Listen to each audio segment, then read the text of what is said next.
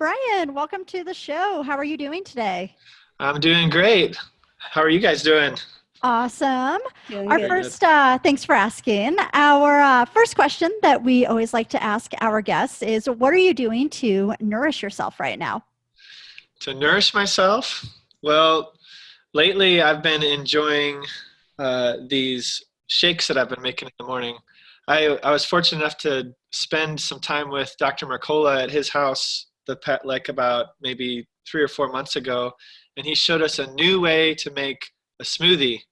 And he had a special powder that hasn't come out yet, but he said, oh, you could just use collagen and then use this and this. But the secret ingredient was cacao butter in your smoothie Oh, along with the cacao powder, and that makes like this really fatty, like awesome keto type breakfast drink. And then you add in the collagen, and I do some raw eggs and stuff like that. So I've been doing that every morning the past week or so, and it's that to me has been feeling very nourishing to my body in the morning at least. But then that and combined with intermittent fasting is kind of like the go-to for me right now. I feel like with Sounds that combination, you were just like seeing sound at that point, like so many good things. Yeah. it sounds really good. It sounds like Yeah. chocolatey and frothy. It is, yeah. Yeah. Sometimes there's a little bit of chunkage that goes on, but it's I actually like to chew the little bit of the crunchiness is kind of fun. So Cool. All right. Well, it sounds delicious. Adding Well, that to my list of things I need to try. yep. yeah, Casey is a big coconut butter fan, so nice. that cacao butter sounds right up your alley. Yeah, Yeah. totally. Oh, one of the key ingredients is the monk fruit extract. If you can get the liquid monk fruit extract, the liquid Lakanto, that's one of the key ingredients of that combination too. Ooh, makes it a little sweeter. Yeah. Yeah. What a good way to start the day. Yeah, right. Or break a fast. Yep. Break fast. That's right. Yep, there you go. Cool, man. Well, Brian, we are so excited to have you on the show today to chat all about things EMFs. And so first off, can you just tell our listeners like a little bit more about what EMFs are? There's also a lot of there's, I think, 3 different frequencies, if I am correct. So you got your magnetic, your electric, and your radio frequency. So can you kind of get into the variations of those as well? Sure. Yeah. When I go into a house, I'm actually testing for 6 different types of stressors, but those 3 are the 3 basic ones that most people test for. But we've kind of expanded that to 6 different types of common stressors that we find in every home. So there are the electric fields, which is from the wiring in your walls and anything that you plug in. And then there's the magnetic fields that you mentioned, which are come from anything with a lot of current flowing through it, or from motors that are spinning, because motors are basically magnets that are spinning around, and that causes a magnetic field a pulsating magnetic field when the motor's spinning. And then Like your AC or? yeah, like your AC, it would have a magnetic field just around maybe 6 to 10 feet from where your air conditioning unit is outside. Then if there's wiring errors in the house, you can have current flowing in different directions that's not canceled out, and the wires aren't running together, or the current's not running where it should. And so those we trace, during an assessment, and we figure out how to fix those errors and things like that. So there's the electric fields, the magnetic fields, and then there's the wireless frequencies that all of us are very familiar with, the Wi-Fi in your cell phone, baby monitors, Bluetooth, those sorts of things. And especially one of the biggest, most pernicious ones is the cell phone towers, radio towers, and television towers that are penetrating every single home 24/7 and bombarding us. So that's another one we test for. And then there's 3 more. There's dirty electricity, which rides on your electrical fields in the house, and it's basically thousands of different frequencies that are on the electrical line that penetrate the body even deeper than the 60 hertz in the United States or 50 hertz overseas. And then we also consider artificial light to be a type of EMF. It's in the visible spectrum of electromagnetic fields. And there's several factors of that we test for. We test for the flickering of the lights.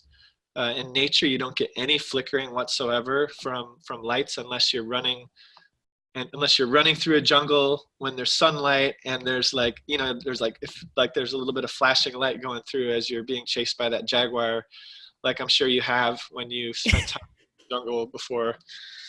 And, so ancestral man never is exposed to this flickering light. We're also only exposed to the spectrum of light that's outside from the sun. And so inside we have all these artificial lights. And so that's one thing we test is the spectrum of lighting on the inside of the house. And then the last type of EMF stress that we test for during an assessment is geopathic stress. So there's all these natural radiation that's coming up from the earth, from the magnetic field and its interaction with solar radiation and the moon magnetic field. And there's some concentrations where they're higher in some areas than others, and it's not healthy to sleep above those higher energy locations. In Europe, they've known those as cancer crossings. So we have a way that we test for that when we map out the bedroom area and help people to avoid those. Or if you can't avoid them, there's these mats that you can put under the bed that will help deflect the field. So those are the 6 types, and it's a lot, but we get that all done in about 2 to 3 hour assessment at someone's home. And that's, and then we build a protocol from there. But it takes about that long to find everything that we need to find and explain things the way that we need to. Mm-hmm. And we'll do a lot of the explaining here on the podcast, so people will feel a lot more informed after this. Yeah, well, that's pretty cool. I didn't even think about like invisible light. I mean, of course, when I talk to people about like the blue light spectrum from our phones and devices and stuff, I'm like, that's not natural, like that's why you're getting health issues from staring at your screen, because that stuff's not the way it's supposed to be. The dirty electricity I've heard of, it's, I imagine like sparks flying out of the wall and shocking you that are like invisible sparks. I could be totally wrong. But the geopathic stress, that's really, really fascinating. So that's completely natural from the earth, or is that like our energy fields interacting with the moon and the other natural energy fields? Well, it's interesting because originally it was mostly from the earth. And it's because in the earth you have different layers of conductivity based on whatever type of mineral has settled into that area. So you might have a layer of iron, a layer of some other type of mineral like zinc or cobalt or whatever. And those are pressed up against each other really like with extreme force, under extreme pressure. And that alone, when different metals are pressing against each other, can create a battery-like effect where there's an energy that's coming up. So there's some areas that are more conductive than others, but one thing that's been interesting is that the introduction of man-made EMF, which is pulsed frequencies, the layers of the Earth's crust actually conduct those frequencies as well. And so if you have an area where you already have high natural radiation from a lot of conductivity being under the ground, then there's a cell phone tower or power lines nearby that's energizing that with different types of energy, then that will actually flow to like closer to your bed, to your body, and it will actually resonate with the Earth's crust and all those different conductive materials, and it will expand, and it causes some problems for people, some health issues. So the natural radiation is kind of related to the radiation and the types of electromagnetic pulses that we've introduced to our environment. Wow, that's crazy. Now, when you test for this stuff, can you definitely get like a definitive boundary where it's like your bedroom is not safe, but your living room is safe? Yeah, we actually will map out the lines in the bedroom. Usually we won't map it out too much in the daytime areas where sorry. I'm home with the kids today, and I have a 4-year-old and a 7-year-old now, and my wife has my 10-year-old over at an orthotropic appointment to help align her jaw and get that growing. Oh, cool! Oh, yeah. neat. Which is kind of cool. If you haven't looked into the orthotropics, it's a really, really neat thing. Mhm. I've been going through a lot of dental stuff lately, so I hear you. It's interesting. Mhm. I'm more like focused on the airway thing, but Mhm. it's really fascinating. But yeah, no worries. We love the kids. Hold Yeah, on one second. usually. I Okay, can. I'm gonna go talk to him. take your time. Take your time. Dude, that's really interesting. Dude, I know. Was your Wow. little geologist brain just like, Yeah, it was. like What? exploding? Because I know that there's those fields, right? Yeah, yeah. And also, have you ever heard that a dog, like why they spin is because they're trying to point north to poop because No of those. way. Yeah. Hey, Brian, have you ever heard that, like when a dog spins to go poop, they spin until they find that magnetic field that's pointing north so that they can point north and like while they're pooping? Have you ever heard that? I saw it on like some show that was like, weird facts that you don't know kind of thing. I haven't heard that, but I like the direction you guys are going when I was gone for like a minute. That was really, really cool how you just spun it around to the dog pooping thing. No, yeah, I haven't heard that. But dogs and animals, they do have a sense of direction. Birds definitely, they migrate and they have a magnetic sense in their head, and that's been studied, especially more recently. They've kind of gotten more headway into studying these sorts of things with these animals and having a sense of direction and magnetism and facing north or south and that sort of thing. It's fascinating. Yeah. Yeah. Poor Luda. I'm going to be watching her like a hawk. You have a compass right there. When Yeah. Oh my gosh. So the geopathic stress, can you talk to us more about how you guys are testing things in the home? Yeah. So basically, if you've ever seen somebody test for where water is, they use these little copper rods, and when your body actually goes over one of these conductive areas, the rods, the polarization changes from positive to negative, and they'll actually go together or they'll go apart.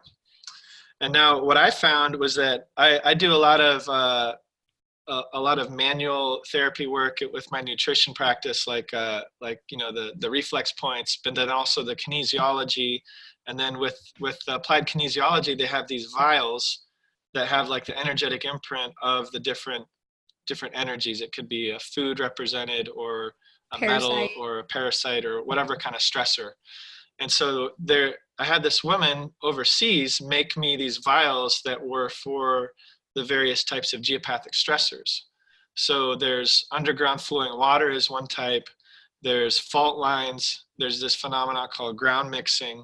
All of these have different types of energies. And then there's also these grid lines, the Hartmann lines that go north, south, east, west.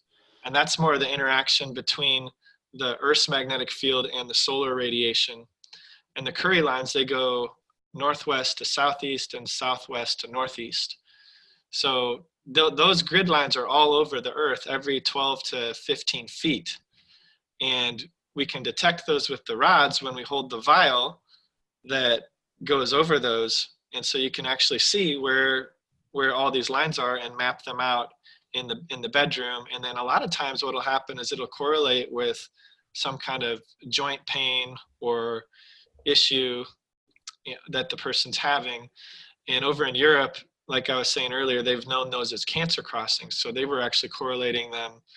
Everybody who had cancer in several towns that they mapped out, it was 100% correlation. They were over a crossing point, or were sleeping right where there was a strong water current flowing underneath their bed. And so that doesn't mean that everybody that's sleeping over one of these things is going to get cancer. It just means that everyone who had cancer also had this as a variable that was confirmed in those towns. Wow. That's crazy. Yeah. So you guys are using, the vials and the copper rods to test for these geopathic stress lines. What about the magnetic fields, electric fields, the radio frequencies, the invisible light, dirty electricity? How are you guys doing that kind of stuff? All of that stuff is done with equipment. So we're actually kind of going backwards in the way that I do the assessment. We do the geopathic stress last because it's the thing that's probably the most woo-woo thing that we do, where people are like, I don't know what I think about this. This is kind of a little bit weird. the guy's got these rods going around my house, and kind of almost feels like you're hunting for ghosts or something, is what people have told me. But the other stuff, it's a very scientific thing. The human body is a very sensitive instrument, and so the nervous system is responding to those fields. But with all the other things that we test for, it's very, very scientific and well accepted that we're using equipment. We're using fluke meters and all these radio frequency, high frequency meters, and this equipment that's measuring the flickering of the light spectrum and what the spectrum is, and those sorts of things. So all those things, we record all that data, and we have a pretty large database of over 500 homes all around the United States now that we've tested. And so we kind of have a really good idea of what the exposures are all around the country. We were in like 40 to 45 states last year. It's just me and one other person. So, now we have a whole team of 4 to 5 consultants that I've trained. Some I'm calling them Shielded Healing Pros. Cool. And they're traveling around. We just got done with a tour in LA and San Diego and Chicago and Detroit area, and then we're going to New York and Phoenix, and we have a bunch of stuff on our schedule that's all on the website. But that's awesome. But we're testing with all this different equipment, and it's about $15,000 to $20,000 worth of equipment that each person brings into the house. So it's not like we're testing with meters that we bought off of Amazon that are like $10 or $15, Mm-hmm. It's very scientific, very sensitive equipment. And for example, the radio frequency one is a German meter that I use that actually measures the body as an antenna. And so I've got like probably 3 or 4 of our equipment, pieces of equipment that we use are from Germany, and you can only get it from them, and it's actually very hard to get. But this is one of them that I have right here, so you're going to hear it. I'm actually in my shielded house, so we can hardly hear much at all, but I'll try to get the antenna boosted here so you can hear what's coming through the windows. Okay, there's a little bit. You can hear a radio station.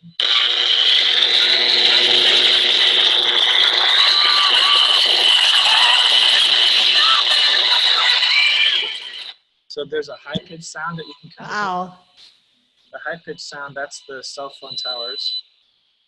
And then when I touch the top, you can hear how it gets actually, I'm touching the antenna on the top here. When I do that, the signal gets stronger. And that's because my body is actually very conductive. So my surface area of this little antenna that's in most of this equipment that people are using is very, very small. And so we're more concerned about what the body is being exposed to and the surface area of the body. And we're being exposed from all different angles. Mm-hmm. And so when we use the body as an antenna, we get a much clearer picture of how much exposure, how much of this microvoltage that's flowing through the air, how much of that are we collecting, or are we actually being exposed to? So we found over time, when we've shielded rooms and seen improvements, what the levels are that we want to be at in order for people to experience optimal results. Mm-hmm. From the healing that we recommend. Mm-hmm. So we have standards for the body voltage, the body microvoltage wireless reading, and then we have standards for the electric field voltage, the body voltage that we have on the body in the bed. And it's interesting because a lot of people aren't thinking about it. They'll unplug things in their bedroom and think, okay, now I've got everything off in my bedroom. I don't have any electronics in my bedroom, so I'm good. But really what it's like is you don't have anything plugged in, but right behind those walls, behind the drywall, you have all these cords that are wrapped all around your room and up to your light for your ceiling fan or whatever type of lighting that you have, a can light or whatever. So it's kind of like you've got a tent outside at a campground, and you plug in an extension cord and you wrap it all the way around your tent and up around the roof of your tent. And then just because you don't have anything plugged in inside the tent, you feel like, okay, I'm pretty good. So if you kind of picture it like that, that's what we've done in this modern society is we've created a situation where we're sleeping surrounded by electricity. And then you just think about the way that this electricity is impacting our bodies. What does it do? It contracts your muscles, and it causes involuntary muscle contraction, which makes you depleted of magnesium, because magnesium relaxes your muscles. It uses up your calcium, and it actually fires all these calcium channels inside of your cells called voltage-gated calcium ion channels. And it makes calcium go into the cell where it shouldn't be, and like in the amount that it makes it do it because of the phenomena that's happening with this EMF.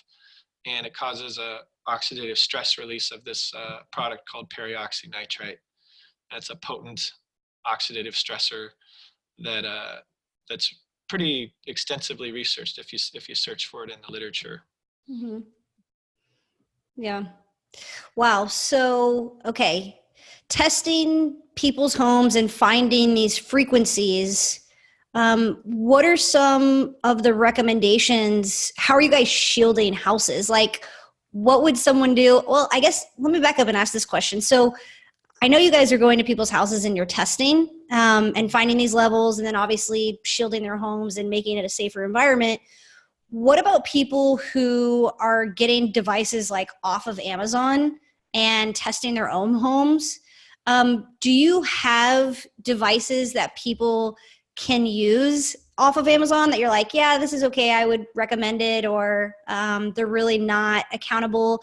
And then, like, what are some basic things that people can do to make their homes a safer environment until you get to their house? Yeah, so those are all good questions. I think that there are some amateur meters that do give you a good idea of what's going on, as far as the magnetic fields go, and then also the electricity. But you have to make sure you're measuring it the right way and on the right setting. And so it can be a little confusing, but one of the best meters you can get out there is called a tri-field TF2. And it's a triple axis Gauss meter, and a Gauss meter is something that measures magnetic fields. So that's the number one meter that I recommend for almost everybody to get, just to, especially if you're going to be house hunting, or if you travel, to make sure you're not sleeping in a large magnetic field, because a lot of times you can't control the cell phone towers from outside, but you can control where you can move your bed a little bit in your hotel room, or choose to sleep on a certain side of the bed, or to ask for a different room, that's not such a high magnetic field. And the magnetic fields are due to wiring errors, and then being close to power lines and the motors and things like that, like we talked about. So those are easier to move away from, unless your house is in this stagnant place. But that's why it's important to have it when you're doing house hunting, is you want to rule out if it's coming from an outside source. Inside sources of magnetic fields we can take care of. That's usually a wiring error, or there's current on the plumbing pipes or something like that. And so that meter is very good for determining that. And if you're searching for a house or an apartment or something like that, that's definitely number one on the list of something you need to get. And the rest of them, there are some other meters that are valuable, especially for detecting things inside the house, like your Wi-Fi, things that are emitting, Bluetooth, and those sorts of things. But it kind of gives you a false sense of security when it comes to the towers that are outside penetrating into your home.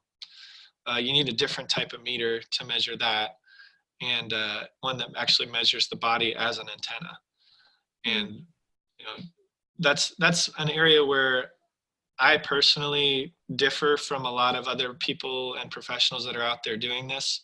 They have meters that measure the air, and they're directional typically. And so they'll point it right at the source and be like, most of it's coming from that direction. And then they'll just tell you to shield one wall. And I never shield one wall, because you're getting blasted from all angles. And if you shield one wall, you could be reflecting it back to you from all those other sources, just because you want to stop the one source that's the highest.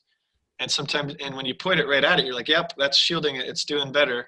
But then you take the body antenna and you test, and you're like, actually, it's not that much better. So and that would be an RF detector, right? Yeah, it would be an RF meter. Though the most inexpensive one that measures the body is an eSmog Spion. They're extremely hard to get because there's only one distributor for them, and he's in Germany, and he's only made an exception for me to deliver them to me and my team right now. But I'm trying to get him to let me carry them so that people can actually see them and understand what I'm talking about. Yeah. With this body antenna phenomena that's happening. So, and there's more expensive ones out there too that are like $3,000. Yeah. This one's about $500 to $600. Okay. So there's a company, because I've looked into this, and sometimes it can get overwhelming when you're like, man, I need an RF meter detector and I need the tri-field, you know. There's the company's Safe and Sound RF detector. Have you heard of that one? I haven't actually held one in my hand and used it, but I've heard that it's good. All right for the cost, I guess. Yeah, probably. And I don't know if it's triple axis. That's the main thing with the magnetic fields you want to test. There is one meter that I'm going to actually be putting on my website here pretty soon that is a triple axis magnetic field meter, has like the most sensitive RF setting as far as meters that don't measure the body. And then it also has a way to measure electric fields. But the interesting thing about this meter is it does all three simultaneously. Cool. So you can see them all at once. And then there's a more sensitive setting for the radio frequency, the wireless frequency, so you can see more of what's going on from the towers. And it's really easy to use. Like you can just turn it on and you start to see and understand the differences between the different types of EMF, because it can be really confusing at first if you've never done it before. But that meter helps people that are just beginning to understand this to put it up to things. Okay, Wi-Fi router, it's high in, when I'm close, it's high in wireless frequencies and a little bit in magnetic fields when I get really close, but then the electric fields are kind of high because it's plugged into the wall. So, and then you start to realize the different things that are emitting and what that means. And so I'm going to come out also with instructions on how to use that specific meter, some professional tips on how you can make it more accurate and stuff like that when you're using it. Cool. You'll have to keep us posted and let us know. Yeah, I will. Cool. So, okay. Good recommendations and tips for getting some meters and just having people investigate and assess their own homes to see what they're up against. Now, when you guys, shielded healing, you come in, you assess a home, you've got the different levels. What are you guys then implementing for safety measures? Like, what can you do to make your bedroom safer, or, an office that obviously you have your computer or maybe some Wi-Fi routers or whatever that might be? Yeah. Well, one thing I do right off the bat when I talk to people is we talk about priorities with the shielding. And being a nutritional therapy practitioner and a health practitioner in general, we like to prioritize things. And, with the body, when we prioritize digestion, we go north to south, because if you're not chewing your food, it doesn't matter how poor your stomach acid is. It's still never going to benefit until you start chewing your food more, so it doesn't have all these big chunks to break down. Yep. Well, with EMF, it's kind of the same way. We're most vulnerable when we're supposed to be in this parasympathetic state. And so our shields are down and we're in this rest and digest state where our body's supposed to be repairing, supposed to be rejuvenating and restoring and rebalancing everything. But we can't, because there's this perceived stressor that's constantly bombarding us. And so the number one time when the human body is supposed to heal is when we sleep. And so that's like the absolute number one priority. It's 8 hours every night, hopefully. You'll probably get better sleep once you shield your room. But you have that 8 hours of healing time where your body is supposed to be repairing and rejuvenating. It's not supposed to be dealing with all these stressors that are all around you, bombarding you. So if you can just fix that room, that's number one priority. And from that point on, it's like, okay, when else are we in a parasympathetic state? Okay, when we eat, and then also when we detox. And so these are the different things that we have to think about when we're, okay, what are our lifestyle habits? How are we nourishing ourselves, right? What kind of therapies are we doing? How do we make those therapies more effective? We have to remove these stressors that are around and also nourish the body. And that's the kind of balancing act that I explain to people, is that there's two essential ways for healing to happen. You can nourish your body, but then you also need to remove the stressors, things that are stressing you out, whether that's emotional stressors, physical or biophysical stressors. So EMF is a biophysical stressor. Toxins like heavy metals and chemicals, those are physical stressors. And then emotional stressors are like your in-laws or your annoying friend or whatever it is, you know, or someone that's not your friend. I don't know. Maybe vegans who are attacking you because you eat meat or something. I had that happen today. You know, there's all kinds of emotional stressors, and you have to learn to let those go. The emotional stressors we know are a huge impact. And so a lot of people have anxiety about EMF, and that's a huge impact as well. So, you know, you do what you can, but especially focusing on those parasympathetic times of the day. And when you remove those stressors, then all of the things that you're doing to nourish your body start to work better. Mm-hmm. And that's the key to this whole thing. And I feel like it's the body's innate healing mechanism that's happening at night. Your brain is shrinking. Your lymphatic system that was discovered in, I think, 2010 by the University of Rochester, that is working. It's your brain's detox system. That happens at night when you sleep. And so your melatonin is a potent antioxidant. It's flooding your brain. It's binding to all the oxidative stressors that have been produced from the day full of stress and all the metabolic processes and all the brain cells that you have. And it's pumping those out through the cerebral spinal fluid for your liver and your kidneys to take care of, to basically do a whole body reset for the next day. Mm-hmm. And then all of your organs are doing the same types of lymphatic drainage because of the process that started in the brain. Now, if that doesn't start, then you're in trouble, because you start to build up toxicity, inflammation. When you have brain inflammation, you have gut inflammation, and you have all kinds of more, you have just a more stressful, a higher cortisol life, and you start to see things as more stressful.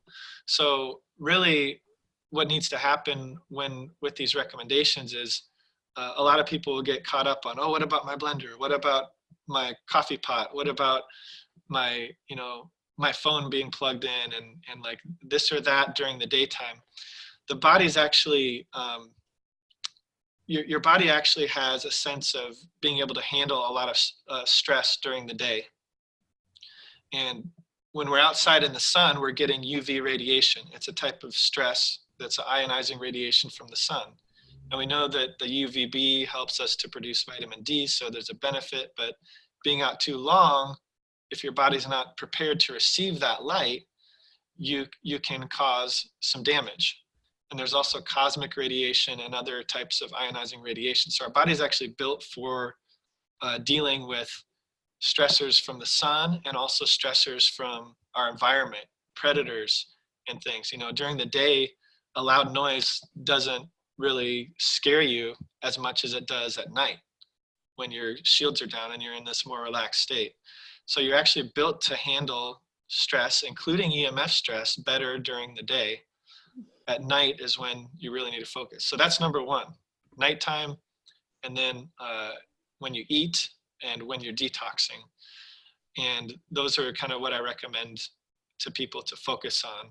And then from there, it's like, okay, now we can talk about where you spend a lot of time. So if you're at your office for a long period of time, what are the other stressors that could be around you? So that's where you have to measure it, and it's going to be different for every person. Mm-hmm. Okay. I was laughing to myself when you were talking about the noises in daytime versus nighttime, because I was doing a trail run the other morning and there were two bunnies that popped out, and it scared my partner and I like really bad. We were just like, oh my God, like what was it? And it was like a baby bunny. So that's funny. Yeah. True. Natural human response. Yeah. They were. Well, I wanted to ask you, because you brought up a really good point about people having anxiety about EMFs. So like, oh my gosh, am I getting exposed because my laptop is using Wi-Fi right now and it's not hardwired in, or XYZ, right? So people have true EMF sensitivity, electromagnetic sensitivity. And I mean, it is like, a common technical term that people are starting to maybe quote unquote get diagnosed with, through their more holistic functional medicine practitioners. Do you have any general advice to those types of people that are just really EMF sensitive in terms of how to get relief? Yeah, so it's interesting because electrohypersensitivity, a lot of the people who have been studying it and involved in it clinically for a long time have found that every person, actually, every single human being is electrosensitive. It's just some people that are expressing symptoms because of it. And it's the same way with a lot of people who have dormant autoimmune infections and diseases. You might not be symptomatic, but then all of a sudden you cross this threshold where you are. So we don't know how much it's hurting us until we actually have a symptom, but it doesn't mean it's not hurting us. Mm-hmm. And I think that's key to understand. And then another thing, just to do a little sidetrack here, is that in a lot of the literature, there's history of this, but it's not called electrohypersensitivity, it's called microwave sickness. And so I learned this historical lesson from a lady, she's an Israeli New York lawyer, and her name is Daphne Tackover, and she has this organization called We Are the Evidence that does all this political action for, basically fighting the wireless industry and trying to put up a fight for, we need healthier technology. And that was what she explained, is that there's, in the literature, it's microwave sickness. So, she herself, has microwave sickness, or, and she would be considered electrohypersensitive. And so she can actually feel the direction that these pulsations are coming from. It gives her a headache, pressure in the head, really bad brain fog, fatigue, those sorts of things, ringing in the ears, heart palpitations. And I've had lots of friends and colleagues that have also seen heart palpitations as an issue with this. And I think that there's a lot of more people that are actually sensitive to these frequencies than we realize, because people will have panic attacks and they don't even know why. They're like, I don't know why I had this happen. One of my friends, you guys might know Caroline Behringer. She's a lead instructor at NTA, and she works with Dr. Natasha as a GAPS practitioner trainer. I don't think she would mind me sharing this. There's a public review on my Shielded Healing Facebook page where she posts the story about this. But I traveled with her. I helped her. She was going through a little health issue, and I traveled with her across the country, driving her RV, because I had experience driving my shielded tiny house across the country before, and I needed to do some assessments anyway. So we were traveling, and I was just like, as we were doing this together, we realized that every time she would have her cell phone, or going through a dead zone where there wasn't cell phone reception, the phones would spike up and try to reach a tower. She would get these heart palpitations or panic attacks and different things like that. And then she started thinking back to the times that she's had episodes, and it all was when there was people around her that were flooding her, or she was going through a dead zone, but every person had a cell phone, or she's going through a dead zone and there's your cell phone pings a tower really strong when you're going through a zone where you don't have very good reception. So, and then there's other campsites that had smart meters, things like that. She would be getting these heart palpitations. And so people that are sensitive to these frequencies, they can actually feel it. And with these different symptoms that you have. And to fix that, the voltage gated calcium ion channels, one way to deal with it is to deal with those channels. And so medically, they've done studies that show that calcium channel blockers will block the negative effects of EMFs.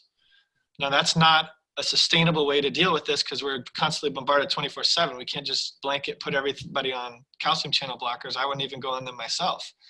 But there are things you can do, like magnesium is a natural calcium channel blocker. And then molecular hydrogen actually helps target the oxidative stressor, the peroxynitrite molecule.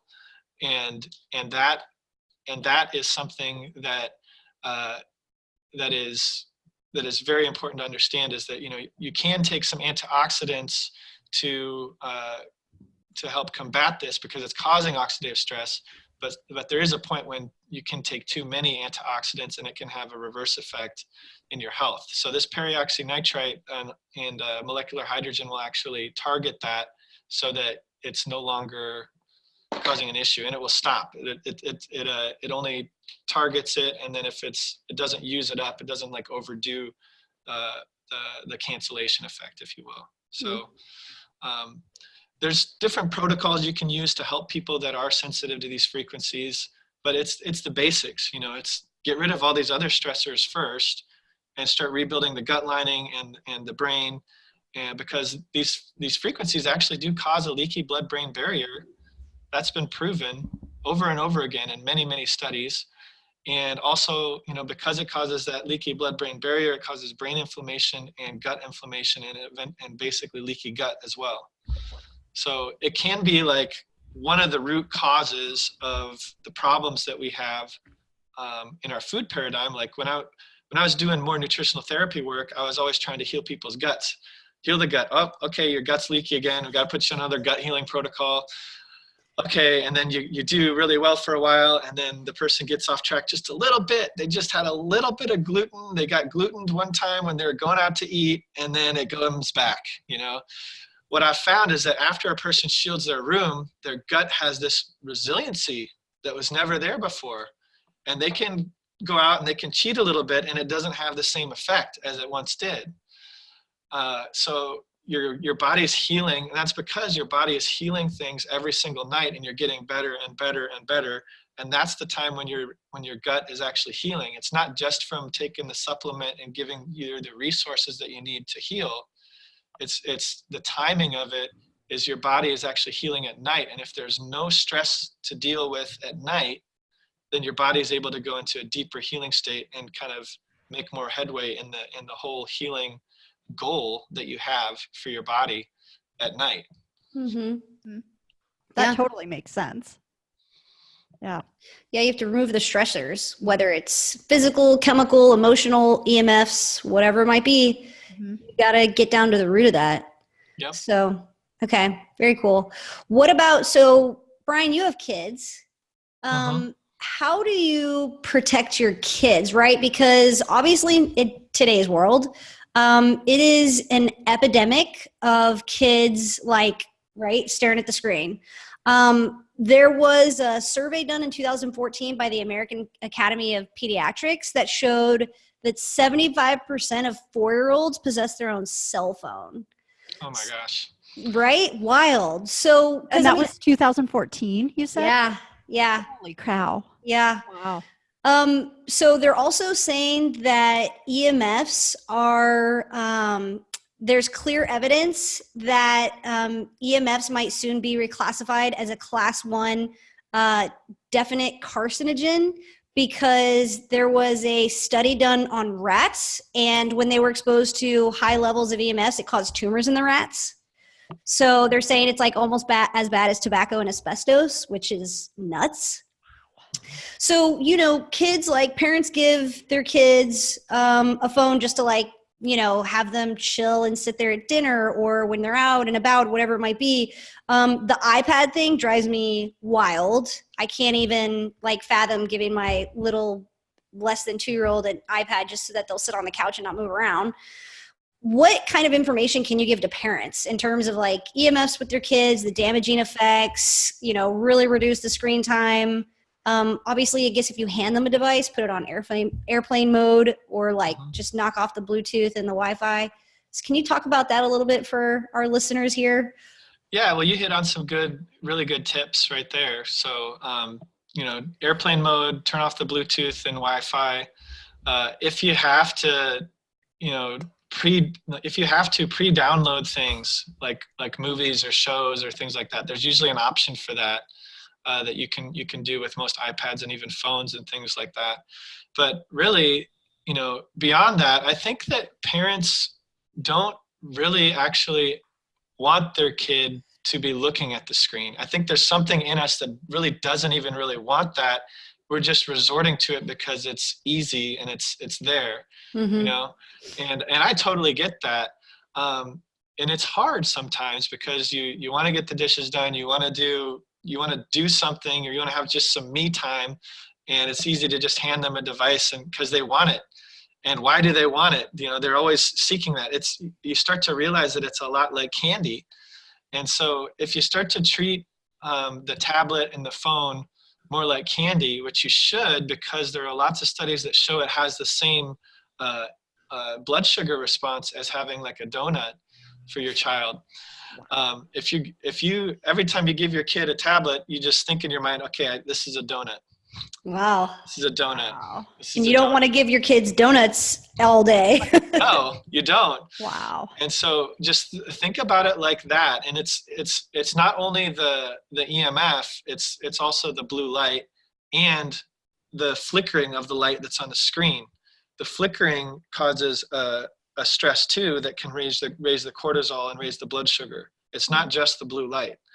So when you have the light, the blue light, the flickering, and the radio frequencies, all of those are causing a stress response in your child's body that's going to be raising their cortisol levels, giving them a blood sugar response that in turn will increase their insulin levels and make them more likely to be predisposed to something like diabetes or early onset diabetes and things like that, which we are seeing more of that now than ever before in the history of mankind with children. Yeah. Which is insane. So, and I think that the silent cause, one of the silent causes is this EMF stress that's contributing to it. It's not the number one thing necessarily, but it's definitely a contributor. I never say that, okay, if you just listen to what I have to say and fix your room, hire me, shield your room and do all this stuff, then you will magically be healed and you won't have any other problems with your health the rest of your life. That's never what I say. I'm much more holistic than that. This is one of the foundational things that you can do to fix your environment. And a lot of people that are listening to this podcast and in the more natural world, the more functional medicine world, more ancestral lifestyle, they are working so hard to have a more ancestral diet and lifestyle and way of life, but they still haven't fixed the environment, and the ancestral environment isn't matching the diet that you're trying so hard to do. So if you can just fix the environment, then you've kind of it's a match made in heaven, and you only have to do it once. And for parents with kids, that would be the number one thing I would say, like, okay, if doing the tablet thing stresses you out too much, like you just have to give your child that because you're so stressed out by the EMF and everything else, go ahead and do that, but at least put it on airplane mode. And then also consider shielding your child's bedroom. 100% compliance, all they have to do is go to sleep in that shielded room. Their body's going to be more likely to heal. It's 8 hours of therapy every night. When else can you get a child to do 8 hours of therapy? I've never been able to, like, you get your kid in a sauna, you get your teenager in a sauna, get your teenager to do any kind of workout or whatever, however much time during the day, or any person really, even your spouse or anybody that you care about. When can you get them to routinely do something every single day that's therapeutic for them, that's nourishing their body? You can't really. I mean, it's hard. You have to develop a habit. But if you just fix a room and shield it from all the stressors that are always bombarding them anyway, then 100% compliance every night. All they have to do is go into that room and then change a habit, like don't keep your cell phone next to your bed. Keep it on airplane mode at night, or put it behind the shielded curtain. That, because when you do a whole room, and I'm sure we'll talk about this, you have all the walls and ceiling painted, the floor is covered with this special shielding material, the curtains have the shielding material over them. You've basically wrapped yourself up in this earth energy that's grounded, and it's blocking all the electricity from the walls. It's also reflecting away all the frequencies from outside. and you have this peaceful environment that you probably have never been in your entire life since you were born. And it wakes up all these dormant healing responses in your body that you didn't even know existed. And then you start to see people get better. And sometimes I've had only one client out of hundreds that have shielded that had a Herxheimer reaction. And that's basically a healing reaction to the protocol. But after about 2 weeks of sleeping in a shielded room, they made the most progress they'd made in like 5 years. Wow. So when you say shielded or shielding a room, right? I think you kind of just started to get into it a little bit. Yeah. So you guys are actually physically putting up curtains on the walls, painting. Can you get into that a little bit? What you're doing? Yeah. Yeah. So when we do an assessment, we're basically creating a protocol for your home. And we want to optimize every single person's home that we go and we test.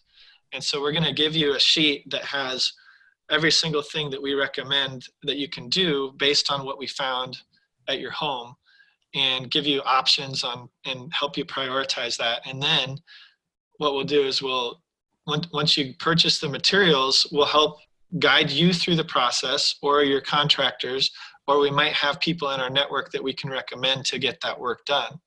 But we do a lot of hand holding through that whole process, because some people will actually do an assessment and then they won't even talk to you after that.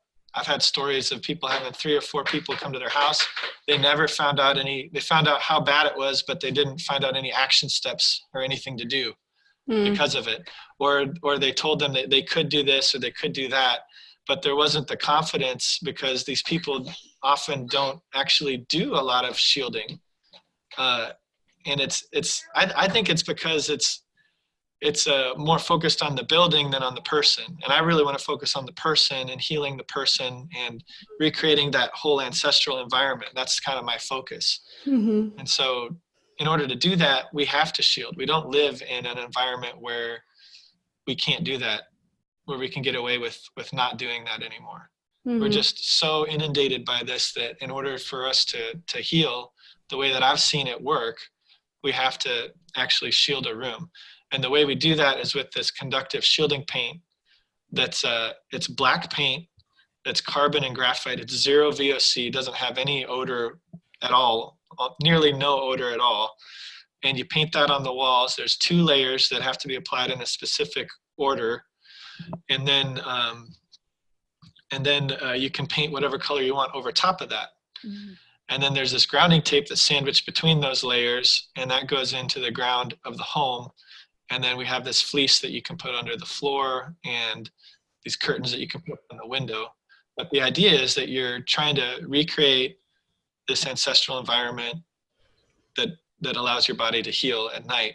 And then for the rest of the house, we have other things like whole house dirty electricity filters that help lower the damage from the electricity that's coursing through your walls. Because there's thousands of frequencies on this, our electrical lines called dirty electricity.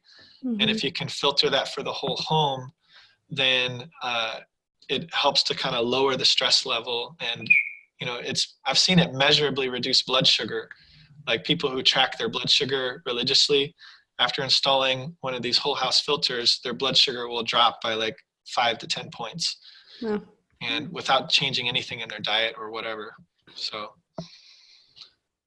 there's lots of solutions. There's things that we can do, and there's other things like a lot of people use saunas to help detox heavy metals. People who are electrosensitive often do have a heavy metal issue and a burden with where they have high metals, which actually makes sense because they're sensitive and they have a higher amount of metals in their body, and so that's resonating more with transmitters and things like that.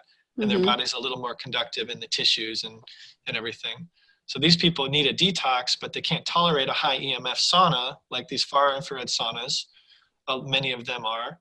And then, so I actually, several years ago, I went around to all the sauna companies and tried to find some that were low EMF. And I finally found a company that was willing to work with me, and we created a 0 EMF sauna that actually has the shielding fabric incorporated into the tent.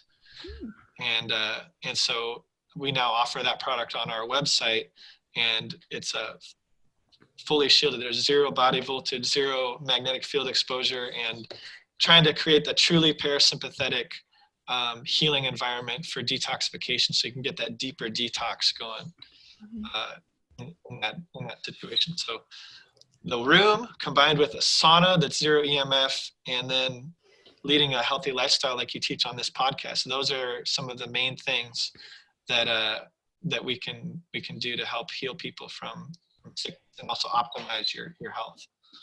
Now, what would be a couple of things that people could do just, starting today to help reduce their EMF exposure?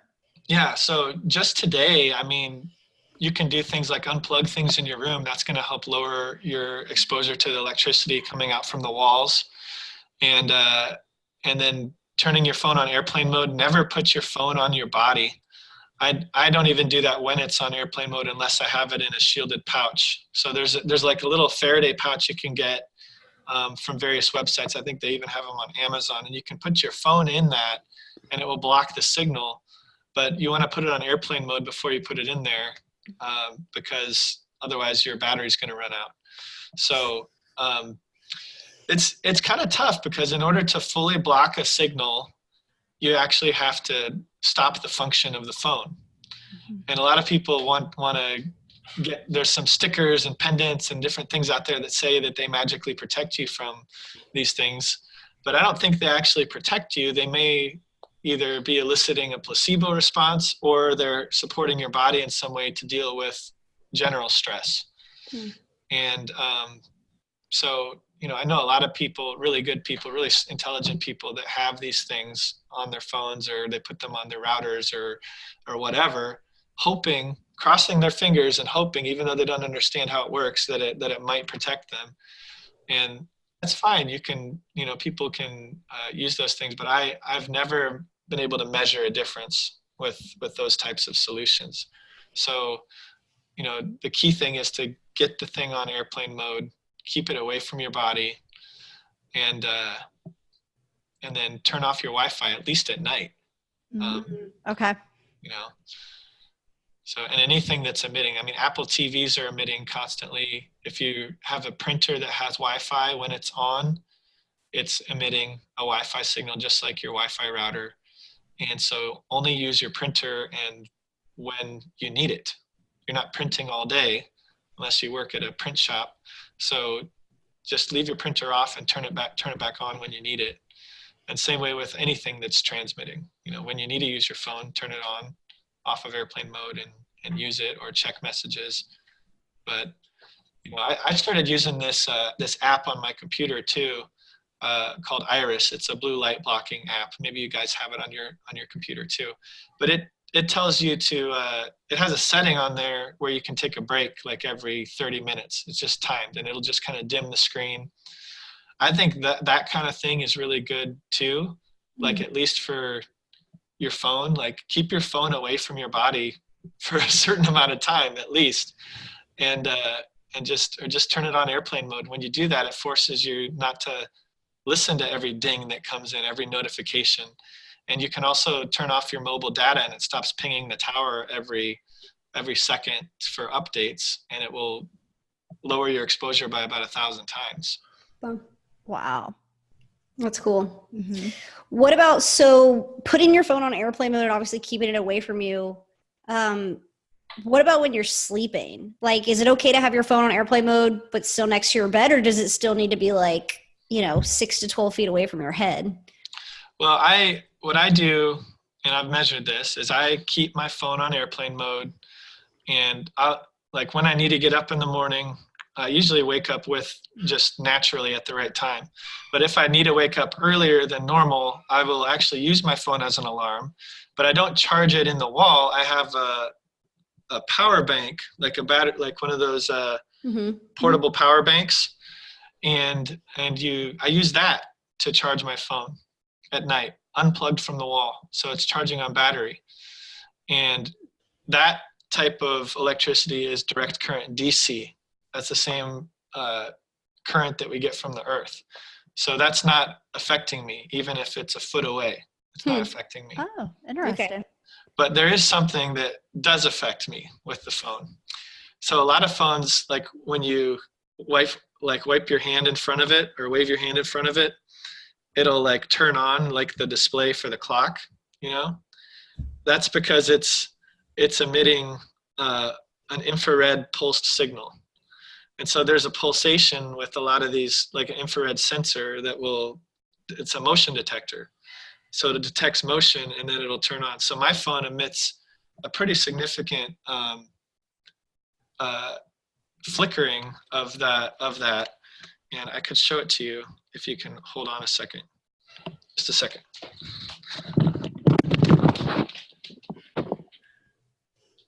My phone's not turning on when I just put my hand in front of it, so I'm excited. Mine turns on when I pick it up. Yeah, mine turns on. If I like flip it over. Yeah, if I pick up my iPhone and it notices that I've touched it, It's like, ooh, yeah. how can I notify you? Okay, so I've got my meter here. This has a flicker meter on it. It's got like a little solar panel on here. So my screen is actually pretty good. This is an Apple screen. It's testing flicker. You don't hear much there, but then that's my screen. I'm going to turn my screen off here. Can you hear that? That's my infrared light. I'm just going to cover up the sensor here. Oh man. What? Yeah. Oh, wow. It kind of sounds like a dinosaur. It's creepy. Yeah, it's just buzzing. So each one of those clicks is a flicker of that infrared light. And that's invisible. That infrared light is invisible. I can't see that it's doing that. Yeah. But one day I was testing this during an assessment, and I was testing flickering at one of my customers' houses, and I was like, there's still something flickering in here, and all the lights are off. This is weird. And I found out it was my dang phone. Dang. Wow. Red sensor. And it was invisible. It's like there's no perceived light in here, and but it's this infrared light that's flickering. And so some of these photobiomodulation devices that also have infrared, near infrared, they are plugged into a wall that has pulsed electricity, and those are flickering like crazy as well. So you want to switch your bulbs to incandescent bulbs. There's certain types of LED bulbs that you can get that are called constant current bulbs. Constant current. Yeah, those are better. But then there's also the spectrum. And so the goal is to get a high CRI, that's a color rendering index, bulb that's more closely matching what you get in sunlight with the sunlight outside, and that also does not flicker. So incandescent lights are all 100 CRI. You want about 90 or above on the CRI range. And a lot of LEDs can't get there. Some of them do, but then they flicker. And I've only tested a few that don't, but I'm still trying to figure out what the issue is, because there's some fixtures that you can test in some people's homes where they will flicker, and then other fixtures where they won't. So there's a wiring issue in some people's fixtures that has to be fixed. And I have that problem in one of my fixtures, and so I have to do some troubleshooting on that and figure out what's going on with it. Interesting. Mm-hmm. Well, sounds like I've got some light bulbs to go shopping for. I know, me too. I was so glad to hear, though, that you said you could paint over the shielded paint, because I was like, I really don't want my room black. I know that sounds so bad, but yeah. Well, no, it doesn't. You know what happens is when people that do the shielding, they'll paint the room black, and then for like 2 seconds they'll be like, oh, you know what? Maybe we should leave it this color. I kind of like it. And then that thought leaves their mind immediately, like, no. Yeah. I did have one person though that did it in Florida. We actually had a retreat down there, and as part of the retreat, I had my whole team paint this guy's room, and he's like, I like the black. I'm going to keep it black. And so they actually went out and bought some zero VOC black paint to put over the shielding paint. So I still recommend to put paint over it, because otherwise it's not as protected, and you want to be able to protect that expensive shielding paint. Okay. Cool. Super Got cool. it. Well, this has been awesome, Brian. Do Yeah. you have any like last tidbits or little nuggets or anything else for our listeners? Yeah, so at this point, if they're still with us, then people are probably like, oh my gosh, this is crazy. I can't believe all the things that I have to do or consider, or I love my technology. I don't want to get rid of it, or my husband would never go for this, or my teenager, or whoever. Usually there's at least one skeptic in the house, someone who doesn't get it. Mm-hmm. And so what I recommend to people is to get an EMF meter, start measuring these things, get a meter that actually will measure and where you can hear the sound on it. And so that one meter that I talked about, that'll be on the website. That has a sound setting. The tri-field? There's a tri-field that's for magnetic fields. Okay. There's one called ESI 24 that I'm going to have on the website here in the next month or so, probably by the time we come out with this, I don't know. That has a really good sound setting on it, and it measures all three simultaneously. It's really nice. Still looks like a child's toy. The cheaper EMF meters look like a plastic kid's toy, like that you would give your baby and they rattle it and it has lights on it and stuff. Mm-hmm. But it's effective and it works, and it's actually got some high-tech circuitry and a good technology in it. But the number one thing that I like to leave people with is don't be overwhelmed with this. There are solutions, and once you get it done, it's 100% compliance for you and your family to sleep in a shielded room. And then you can lower things as much as possible in your daytime areas. And then don't worry so much about it. Get on with your life and live joyful and be nourished and be happy and don't worry about it so much, because the anxiety is something that can really raise your cortisol levels, raise your stress levels, and that totally defeats the purpose of trying to optimize your life and your health and nourish your body when you're depleting yourself emotionally because of worrying constantly about 5G and the EMF and this and that. Mm-hmm. Mm-hmm. It's a really good point. Mm-hmm. Absolutely. Definitely. Well, thank you again, Brian. Where can our listeners find you, follow you, learn more, check out your website? Yeah, so we're at shieldedhealing.com, and we do a lot of posts on Facebook. We have a Facebook group called Shielded Healing for Beginners that anybody can join and kind of start to learn more. So that's a good place to go ahead and get started with that. Okay. Very cool. We'll be sure to link that up in the show notes. Cool. Yep. Awesome. All right, Brian. Well, it's been super fun. Thank you so much for all of your knowledge and just good information today. Really appreciate it.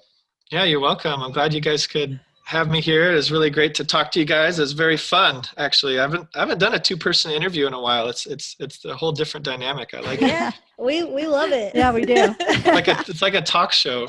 Really, really cool.